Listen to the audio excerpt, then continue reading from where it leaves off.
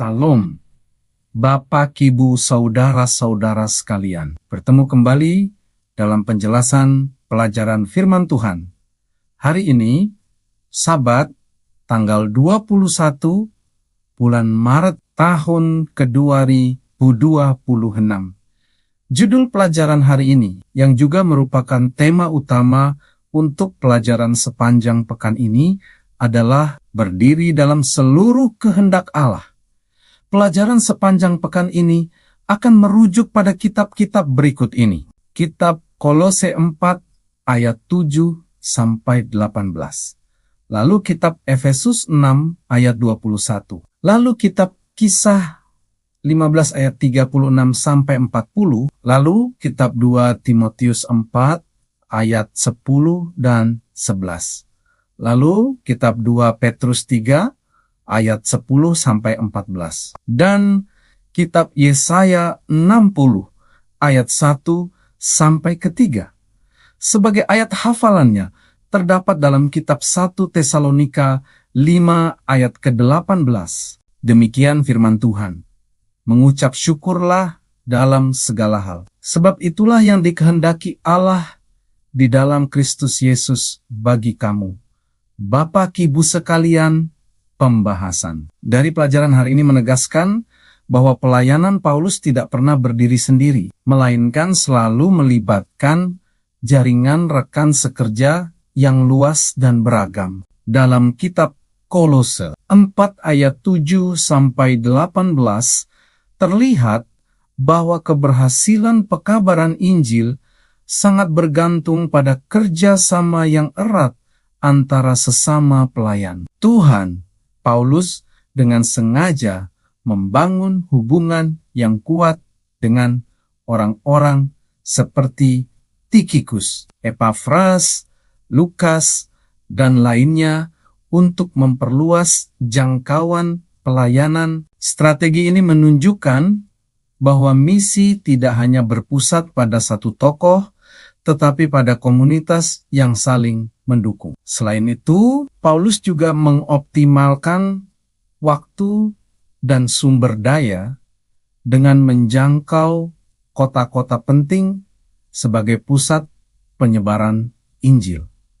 Dengan demikian, pendekatan ini memperlihatkan bahwa keberhasilan pelayanan sangat dipengaruhi oleh kolaborasi dan perencanaan yang matang. Saudara sekalian, lebih lanjut, pembahasan hari ini juga menyoroti bagaimana Paulus melatih pekerja awam untuk melanjutkan misi di daerah yang tidak dapat ia kunjungi secara langsung. Kota-kota seperti Kolose, Laodikia, dan Hierapolis menjadi bukti bahwa pelayanan tidak terbatas pada kehadiran fisik rasul tersebut. Melalui pelatihan dan pembinaan, Paulus memperlengkapi jemaat agar mampu bertumbuh dan melayani secara mandiri. Hal ini menunjukkan pentingnya pemberdayaan jemaat dalam memperluas pelayanan gereja. Selain itu, saudara, surat-surat yang ditulis Paulus menjadi sarana penting untuk tetap menjaga hubungan dan memberikan bimbingan rohani. Dengan cara ini, Paulus memastikan bahwa setiap jemaat tetap berada dalam kehendak Allah, meskipun ia tidak hadir secara langsung.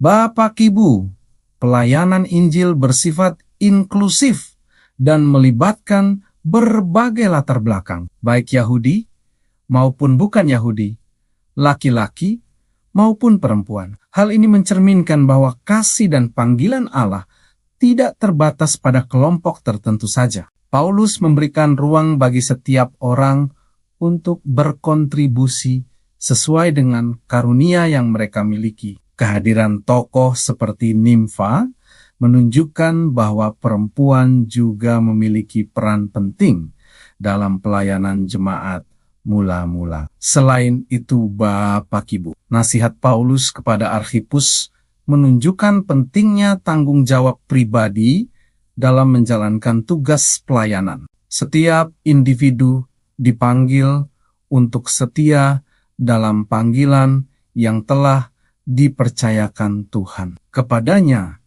Bapak Ibu terkasih, kehidupan orang percaya harus selaras dengan kehendak Allah dalam segala hal. Ayat hafalan dalam kitab 1 Tesalonika 5 ayat 18 menegaskan pentingnya sikap bersyukur dalam setiap keadaan sebagai bagian dari kehendak Allah. Sikap ini menjadi dasar dalam menjalani kehidupan iman yang teguh di tengah berbagai tantangan. Selain itu, pengharapan akan kedatangan Tuhan yang kedua kali, seperti yang disinggung dalam kitab 2 Petrus 3 ayat 10-14, mendorong umat percaya untuk hidup kudus dan tidak bercela. Kehidupan yang demikian akan menjadi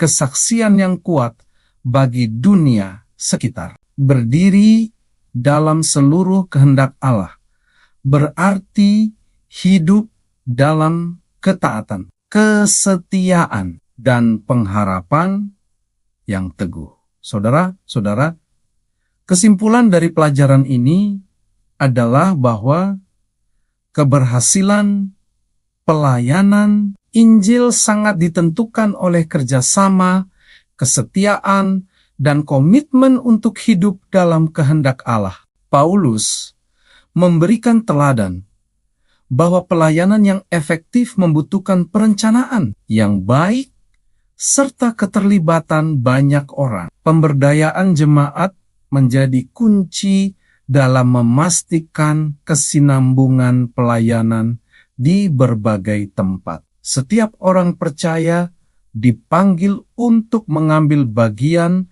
dalam misi Allah sesuai dengan kemampuan dan panggilannya masing-masing. Sikap bersyukur, hidup kudus, dan setia dalam tanggung jawab merupakan bagian penting dari kehidupan iman yang benar. Dengan demikian saudara, berdiri dalam seluruh kehendak Allah berarti hidup aktif dalam pelayanan dan setia sampai akhir dalam menggenapi panggilan Tuhan. Bapak, Ibu, saudara-saudara yang diberkati Tuhan, demikianlah penjelasan pelajaran firman Tuhan untuk hari ini. Sampai bertemu pada pelajaran yang berikutnya. Tuhan memberkati kita semuanya.